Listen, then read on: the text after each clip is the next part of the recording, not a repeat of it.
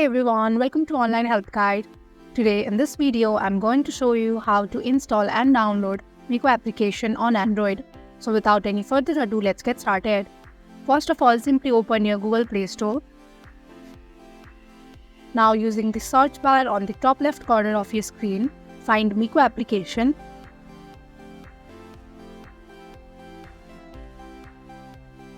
Once you find the application, tap on Install button. Wait for the installation. Once the installation is completed, tap on Open.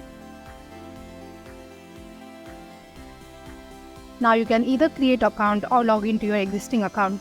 That is how you can easily download and install Mico application on Android. Thank you for watching Online Help Guide. Hope this video was helpful. If it was, hit the like button and comment below your questions and feedback.